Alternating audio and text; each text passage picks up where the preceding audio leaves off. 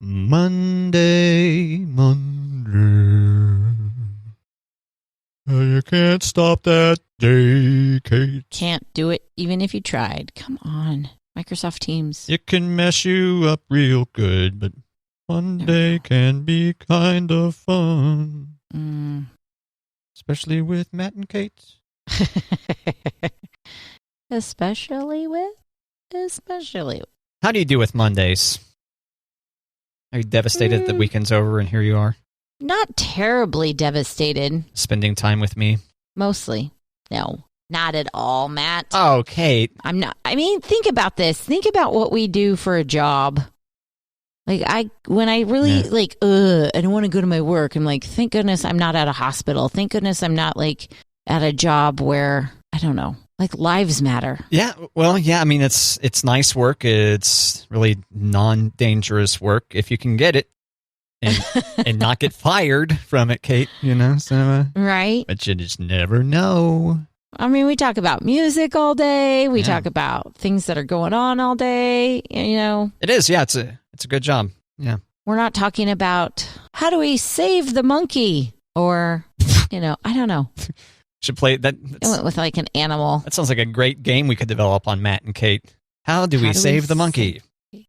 Mm-hmm. Do you A, give it a banana,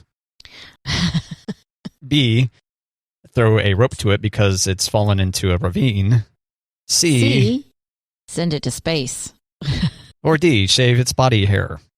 Ew. That'd be weird. I didn't say shave its body hair and send it to Kate.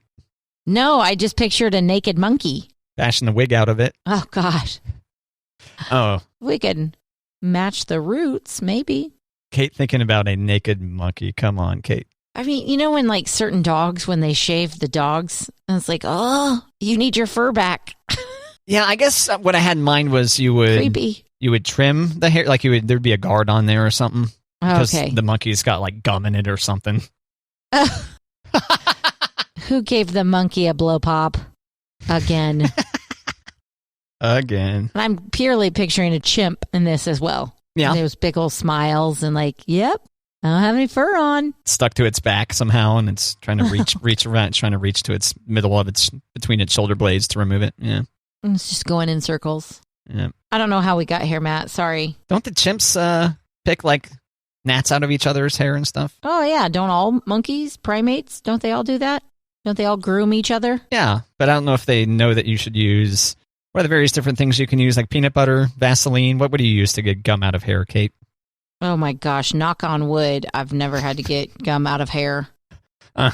Okay. Knock on wood. Are you prepared, though? I have heard peanut butter is the way to go. Get gum out of hair, I type into DuckDuckGo, my search engine of choice. Oh, so many options. Typically, you don't want to click the first one and just be like, oh, this must be the correct one, but too bad. That's what I'm clicking on. How to get chewing gum out of hair. Gum and hair. Peanut butter, the first one listed. Okay. Then cooking oils like canola oil, olive oil, coconut oil. Ice cubes. Oh, yeah, you're freezing the gum off. I don't know about that one. I don't know about that one either. Apply an ice pack to the gum for 5 to 15 minutes until the gum hardens. And then what? It just pops out of the hair? No. You can also wrap your hair in a cloth with a few ice cubes for an extra boost, Kate. Though effective, this method is most effective if only a small amount of gum is stuck in the hair. Yeah. Then they have vinegar, solvent that breaks down the bond between your hair and the gum. It does leave a strong odor behind. Doesn't the odor go away after it evaporates, though? Kate? I don't know. I think vinegar stinks, so I would definitely not use vinegar. I think once it dries, it doesn't. Right? I don't know. It stinks. Am I way out of my element here? Well, the outlook. Getting gum stuck to your hair can be a nuisance, but this is a treatable inconvenience, Kate. Treatable. Consider using safe household products and remedies to remove gum rather than resorting to using scissors. This article, by the way, doesn't say Kate in there. That was me adding that. Thank you. Thank you. It's like they know. I thought you were on DuckDuckGo. So they can't trace it. I thought this was a privacy-based browser that wouldn't know who I was when I clicked it. Oh, my God. Dang it. Oh, my God. Matt, what's something that you used to do as a teenager that teenagers today wouldn't understand? Well, you could, picking up a landline phone, calling a friend, and then having that friend's sister pick up the phone and say, get off the phone. Yeah, so like having to ask for someone. Yeah. But not just that, but yeah, your phone call gets interrupted midstream because, hey, get off the phone. I got to call. Get off the phone. Stacy. Or get off the phone because we have to use the internet. Yes. Yeah. Right. Or someone picks up the phone and starts dialing and destroys the internet connection. There's that.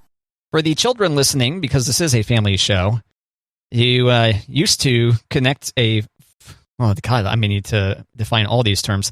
You would connect a phone cord into the wall, and then you would connect that into another device that you would use to place phone calls.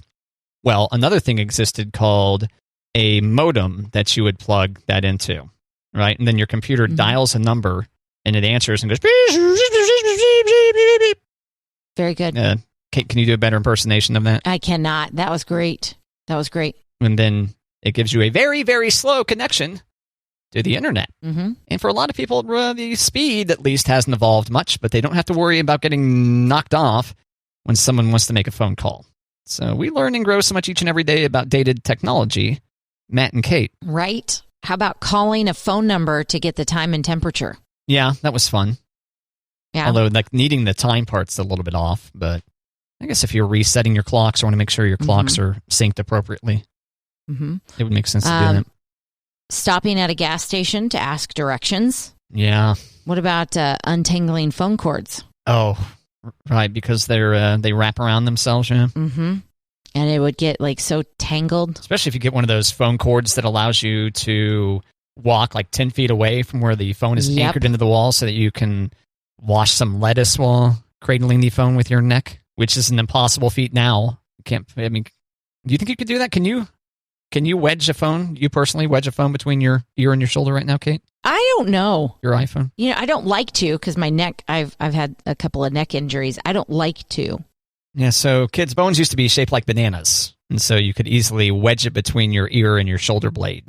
And that was definitely a backwards development in technology, although, having a phone of that size in your pocket's kind of uncomfortable and takes up a lot of room in your purse, or you'd have a weird holster attached to you, but there you go. Yeah, we had a phone cord in the kitchen that was pretty long, so I could sit outside on the back steps and talk on the phone. Oh, really? Damn. We had a phone in every room. My dad retired from the phone company, so we had a phone in every room. And when I say every room, we had a phone in the bathroom. Really? Yes, we did. And then when cordless phones came out, we had a couple of those. Yeah, I think I remember hearing about... I feel like I got a call from someone in the bathroom at Kauffman Stadium once, back in the day. Like, hey, I'm calling you from the bathroom at our suite. Oh, funny. At Kauffman Stadium there. At Kauffman Stadium. Yeah, conveniently located, great highway access, about an hour away from St. Joe, Kate. So, yep. Phone in the bathroom. You had all corded phones? You didn't get any... these you indicated, or you implied that he got these phones, like maybe as part of his compensation, like part of his work perks? No. No. It was just, that was his job, so he made sure any room that he was going to be in, he had a phone. When cordless phones came out, we had a couple of those. We got caller IDs before everybody else did. That was probably a perk of the job. Wow. Yeah, but phones were not a perk. Yeah, because they used to charge $5 to $10 or something a month for caller ID. Something like that, yeah. But we had them on multiple rooms. So we had one in the kitchen, we had one in the living room, we had one in the dining room, and there, in my mom and dad's room. Yeah. Fancy. Oh yeah. How many dedicated lines did you guys have? How many phone numbers? At one time we had 2 lines. So you guys are probably rarely needing to kick each other off a phone, right? Right. And this wasn't, I can't remember what it was directed to, but when I was in college, my parents had an 800 number. So instead of having phone cards or a cell phone, I could call the 800 number and it would go to our house. So I could talk to them and they would, it would charge them for the minutes, but I didn't need a phone card to call home. Well, there was also eventually 1-800-COLLECT, 1-800-CALL-ATT, or just... Well, that's how it would, instead of calling the 800 number, I would call my parents collect, and then I would say it's Kate, and then they would hang up, and then they dial me from the house phone. There's a good tip for anyone that's going to time travel back to those times. Right? We thought we were pretty smart at the time. When was the last time you think you saw a payphone, Kate? Oh, I don't know, Matt. It's been a bit for me, but I remember seeing like a hollowed out one. Yeah. It was in downtown St. Joe at one point, where it's just like it's basically like a disemboweled phone booth, where the phone is no longer in there, but there's still like the little kind of hood thing on it. Right. So I think a phone booth right now or a payphone would kind of give me a little bit of anxiety because I'm like, oh, I don't know the number that I want to call. Yeah. Yeah. Well, yeah, I still know numbers of my friends from high school. I could start rattling them off now, but their parents might still have them. Right. I think I could probably, if I really tried, I think I could rattle some of my friends' numbers off. Yeah. In fact, here's a tip, Kate. I've used this as a code for, something that requires a code or PIN or whatever. Mm-hmm. Use some of the phone number. Use some of a childhood friend's phone number. Because that's easy to remember. I just have to associate this particular thing with that friend. And it's like, oh, yeah, that's the PIN for that. Interesting. So, I think that's a pretty good life hack. Pro tip. Well, maybe not pro, but life hack. Use your childhood friends' phone numbers as your PIN. If you just need 4 digits, just use the last 4 digits. If you need more than that, do the appropriate math. And there you go. How do you decide how to associate that item with that friend so that you know that that's the 4 digits that you need? You're trying to extract my security code out of me? No. So you... When you said you associate it with a friend, so if it's your garage code, how do you associate it with Kevin? It wasn't Kevin's phone number. I'm just using Kevin as an example. Do you remember any of my other friends' names that we've dropped on the show, Kate? Matt. Yeah. Bob and Tom. Those are my brothers. Are they not your friends? Well... Mandatory friends because they're your brothers. Yeah, only by relationship. Otherwise, they'd have nothing to do with them, Kate. We share a mom, so we have to be friends. No, yeah, we're friends. I'm just saying, like that I've probably referenced them on the. I don't know. Matt, Bob, Tom, Kevin. Well, I was just trying to clarify for the listener too that those are my brothers. I know. I don't have the amazing memory like you do, Matt, with recalling my neighbors. Right. So that's how I associate a certain friend with the code, Kate. Is I use my trademark memory. So maybe it's not such a great life hack. However, I recommend reading the memory book, at least to just give it a once through on how to associate, like how to learn people's names, for example. Yeah. I'll have to remember that because I'm not great with names at the beginning. Yeah. You basically visualize something on that person, so, oh God.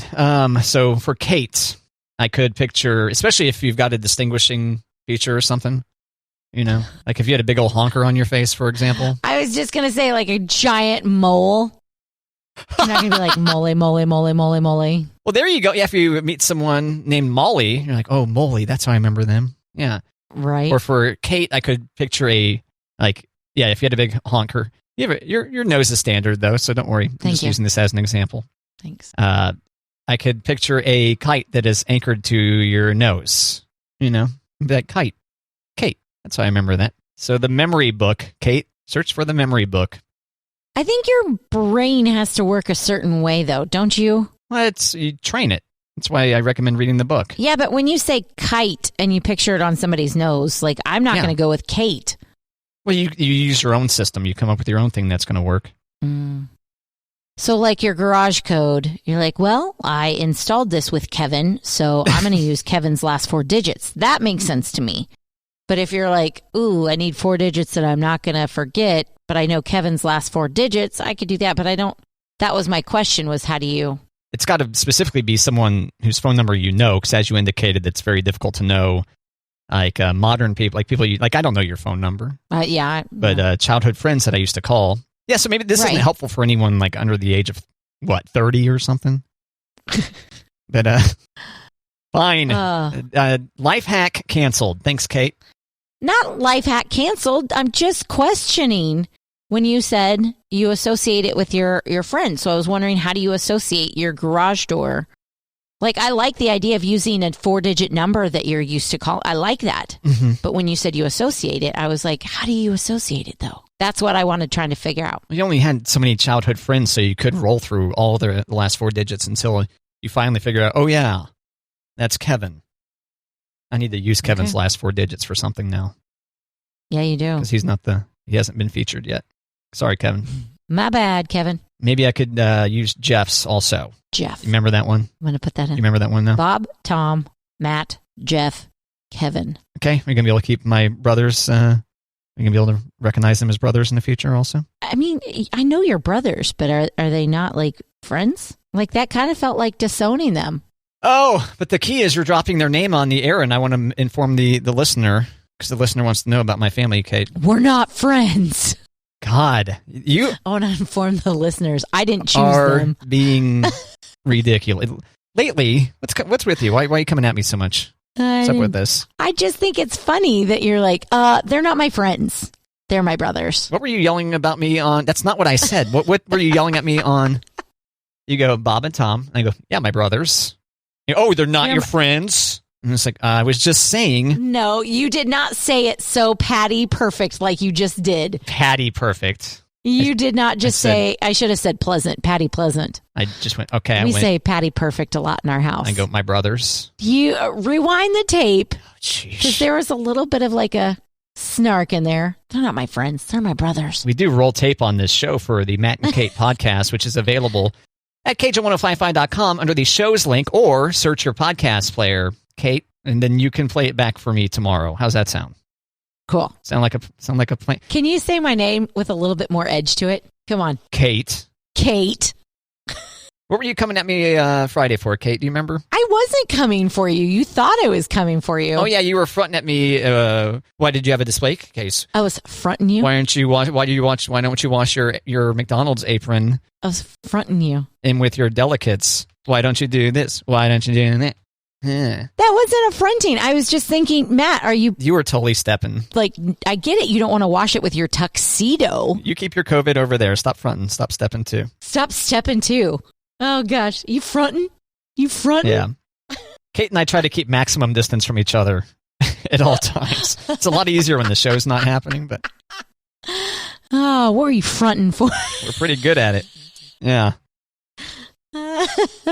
So your backwards hat and your overalls with one of them undone, and yeah, you fronting. So the listener after the show, in fact, you can find the Matt and Kate podcast at KJ1055.com or the KJO app, or in your podcast player of choice. You can also find us on YouTube. Our podcast ends up getting published on YouTube, and the video is just our show art, just our faces where we pretend we look like we were enjoying each other, and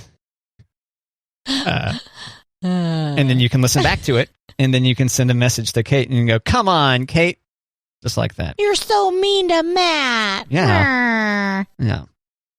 Oh, my gosh. So, okay. My brothers' names are? Bob and Tom. And what are the non-brother friends that we've talked about so far? Jeff, Matt, and Kevin. I do have multiple Matt friends. You're talking about a Matt that's not me, yes? Correct. Because clearly I'm not friendly. I'm not friendly to myself. I mean, I know you live alone. I'm not friendly to myself. But I don't think that you refer to yourself as your friend. I think if you did, you would be like, my friend Matthew. I've got 3 Matts that I'm friends with, one of whom I need to reconnect with at some point. I know, he told me. All of whom have A's as their last initial. Isn't that weird? So you can't be like Matt A1, Matt A2, Matt A3. No, because I'm able to remember them by like their faces in my head, Kate. Well, of course. Are you ever able to like think of a friend and picture them in your head? They're your friends. Yeah. Okay, just making sure. All right, wait a second. Why would you not be able to think of your friend in your head? Well, you were like, well, how do you associate your friend with... I think the example you used was your garage door code. If you're using the last 4 digits of your friend's childhood phone number as your garage door code, you could picture that friend going into your garage and doing something ridiculous. I don't know, lighting your house on fire with the gasoline that's in it. And then, boom, you'll remember, Kate. There, finally, I got to the memory trick that should work for the listeners of Matt and Kate.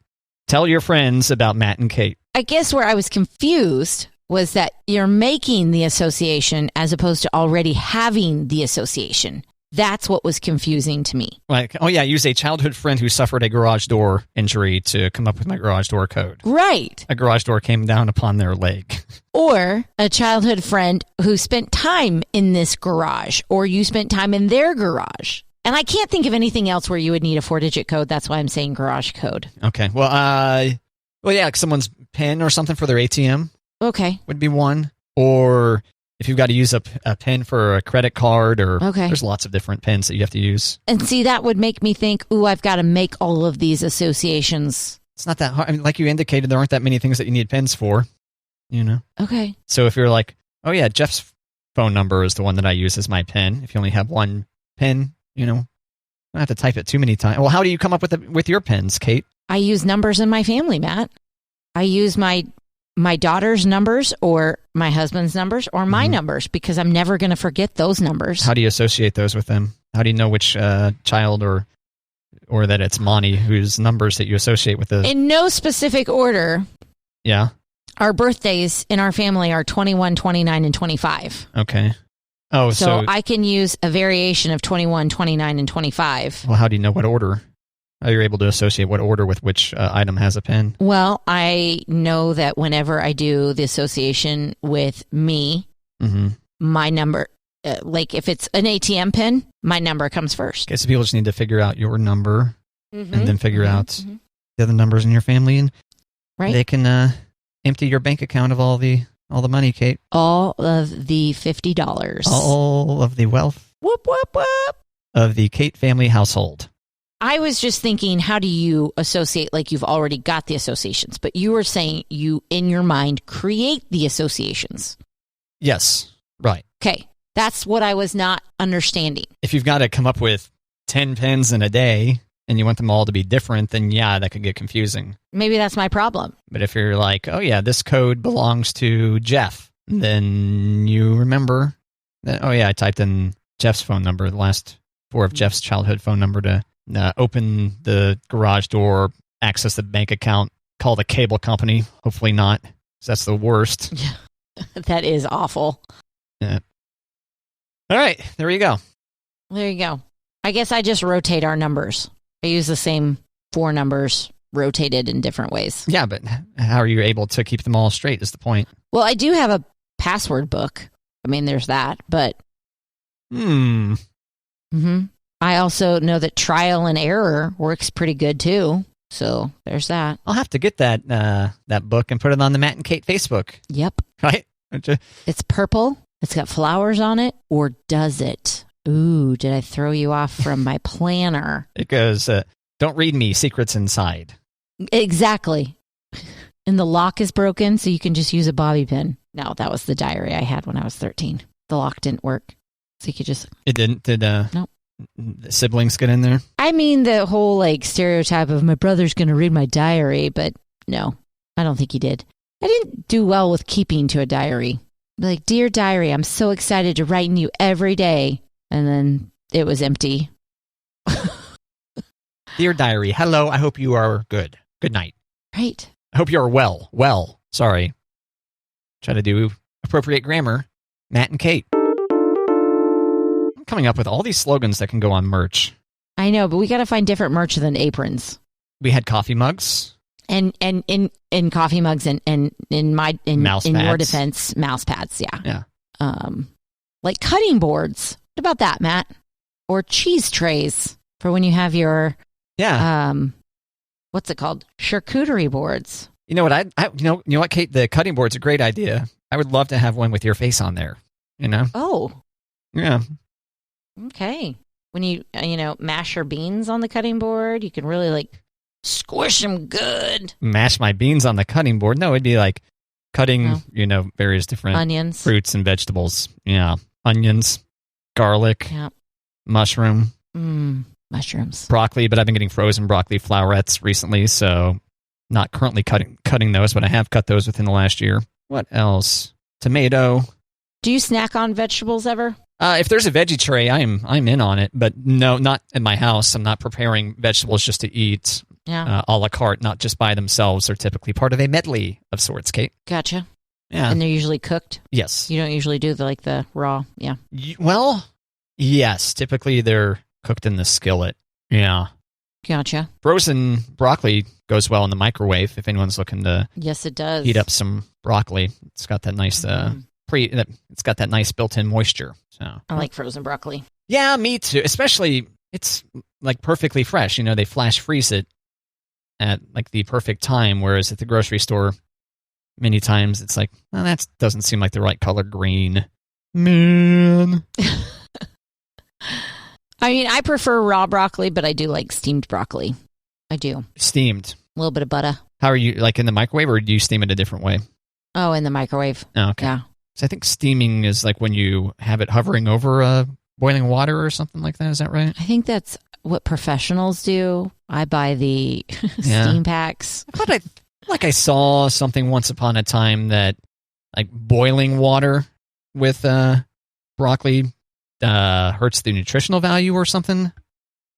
Or doing like a traditional steam. I mean, I'm sure the butter and garlic that I put on steam probably doesn't help the nutritional value, but... Well, you're still getting the nutrients from the broccoli, and you do need some fats. I don't know about that. Butter in moderation. Well, fat's got a bad name. I mean, we've been talking about books a lot recently. Memory book, and now I would like to mention Salt, Sugar, Fat. It's about how the processed food industry almost acts like tobacco companies, but they come up with like the perfect mixture of salt, sugar, and fat to make their food item maximally addictive. Kate? It's probably the food that I like the best. And then, yeah, it's like fats. Like there's fat in like oils that are good for you, like olive oil. It's got fat in it. Avocados. That's a really good food item for you. It's got fat in it. Like it's really calories and carbs. It's like, yeah, fat free. Not necessarily what it's cracked up to be. Coming up with some poetry. Look at that. It continues. Look at that. Speaking of good fats, though. Yeah. Have you ever wanted to be a hot dog taste tester at Major League ballparks? No. I've had the idea that I want to go to every Major League ballpark, but I don't think I want to go there on the ticket that you have to try the hot dogs at each one. I feel like you and I talked about Buck Night at Kauffman Stadium once before. Like going to a ball game at Kauffman Stadium, conveniently located, major highway access, just about an hour away from St. Joseph. At Buck Night, it's like, do I really want to go there and just eat hot dogs? I mean, did they have T-shirt night on Buck Nights too, though?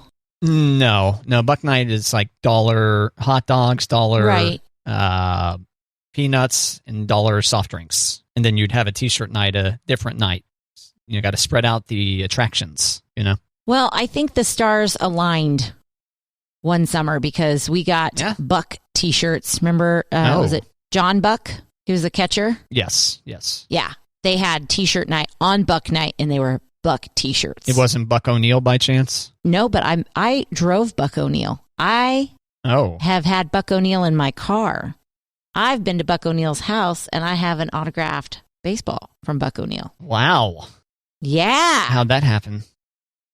He was a speaker at my college for our Lincoln lecture, and St. Mary has one of the largest, now this was a long time ago, so things may have changed, but back in the day when I was attending, St. Mary had one of the largest Lincoln collections in the country. And every year for Lincoln's birthday, we would have the Lincoln lecture where we would bring in a speaker who would somehow speak to the spirit of Lincoln and how that has affected their lives and what they've been able to do in their life. So it wasn't all like based on Abraham Lincoln. It was like the spirit of Abraham Lincoln. But Buck O'Neill was the speaker my senior year at St. Mary, and I was I was like one of like 15 people who volunteered to go get Buck O'Neill. And because that was the thing, he didn't drive himself. He didn't have a driver, and he was too old to drive. So me and 2 other students, we went to Kansas City, picked him up, and brought him back to Leavenworth, and he spoke, and then we took him home. For the unfamiliar, Buck O'Neill played for and I believe he also managed the Kansas City Monarchs. Mm-hmm. And there's the Buck O'Neill Legacy Seat at the K where they put people who have done really well in the community or whatever. You can nominate people for those seats. And Right. they're, at the K, they're blue seats, but the Buck O'Neill seats, there's 2 seats that are red for the Kansas City Monarchs. Yeah. And he just passed away a few years ago, I think. I think it's been longer than that. Buck O'Neill. Looking at it. Oh, yeah, 2006. Yeah. 94 years old. He came to St. Mary in spring of 2002. Yeah. And if you ever get while we're talking books, if you ever get a chance to read the Buck O'Neill book, that was amazing. Right. Also, check out 18th and Vine District. Hit up the Negro Leagues Museum in Kansas City. The Jazz Museum's down there, too. And you can have some barbecue at Arthur Bryant's while you're there. Yeah, that's a fun little day trip right there. Yeah. Yeah, Buck O'Neill was a sweetheart. And Interesting. I hung on to every word he said. He was so smart. But he didn't, talk over you, and he didn't talk down to you. He was just wanting to be around young people and talk about, his time, not only in baseball, but his time after baseball and working for the community, and just a sweet, sweet old man. Also featured in the book Soul of Baseball. Mm-hmm. And the Ken Burns documentary on baseball. Have you seen that, Matt? Yes, it's been a long time. Oh, loved that. I think that was really what started the Buck O'Neill, what do they call it? Not comeback, but what do they call that when somebody comes back? I would just say his awareness, people's awareness of him. Yeah, people on the radar. He was, yeah. But I think that's what really started, because he developed a big friendship with Ken Burns. And so anytime Ken Burns would go do an interview about baseball, he would bring Buck O'Neill with him. So I'm looking at, because I thought that you could watch, Once Upon a Time, I feel like it was last year, or maybe it was early pandemic or something, that PBS made all the episodes available. And it looks like at their website, I've got to click, is Kansas City PBS your local station? Yes, had to click that first. Looks like, I was like, something's grayed out this whole screen. Why can't I scroll down and click on things? Looks like the whole season is available to watch on their website.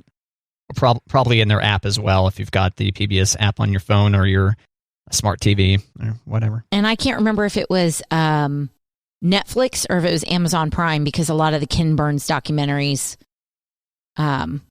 were on, and like you said, maybe it was the beginning of the pandemic. Right, but it doesn't matter. If you have neither one of those, you can watch it for free, courtesy PBS.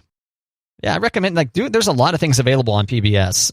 Save the money that you would spend on Hulu or Netflix or maybe a variety of the other things, and spend them on the many fine advertisers in the St. Joseph area and otherwise that you hear on KJ 105.5 with Matt and Kate. And if you're one of these fine advertisers, if you're not on the air yet on KJ 105.5, or specifically, Matt and Kate, we've got a very intelligent, sophisticated audience with disposable income, right, Kate? Correct. They would love to come patronize your business and shop local, etc. Etc.